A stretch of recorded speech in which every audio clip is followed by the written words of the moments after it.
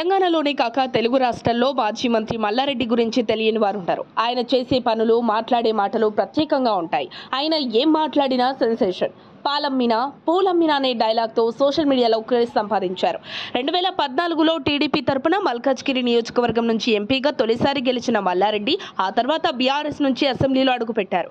మంత్రిగా ఎదిగారు. బీఆర్ఎస్ ప్రభుత్వంలో ఆయన ఆడిందే ఆట అన్నట్టు ఉండేది. అయితే అధికారం పోయాక ఆయనకి కష్టాలు మొదలయ్యాయి.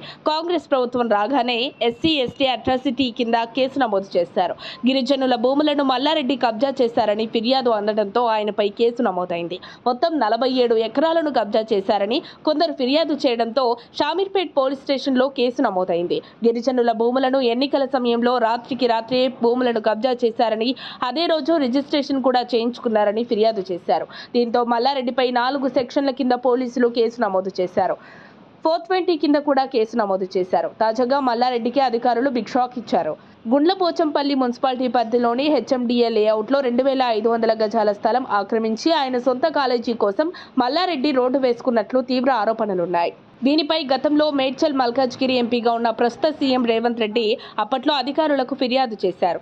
ఈ మేరకు హెచ్ఎండిఏ స్థలం ఆక్రమణపై మేడ్చల్ కలెక్టర్ దృష్టి పెట్టారు. హెచ్ఎండిఏ లేఅవుట్లో అక్రమంగా ఏర్పాటు చేసిన రోడ్డును తొలగించాలని సంబంధిత అధికారులను కలెక్టర్ ఆదేశించారు. కలెక్టర్ ఆదేశాలతో మల్లారెడ్డి కాలేజీ కోసం వేసిన రోడ్డును అధికారులు తాజాగా తొలగించారు. మరిన్ని అప్డేట్స్ కోసం మా కాయ్ టీవీని సబ్స్క్రైబ్ చేసుకోండి. మా వీడియో కనుక మీకు నచ్చినట్లయితే లైక్ చేయండి, షేర్ చేయండి. మీ విలువైన అభిప్రాయాలను కామెంట్ బాక్స్లో తెలియజేయండి.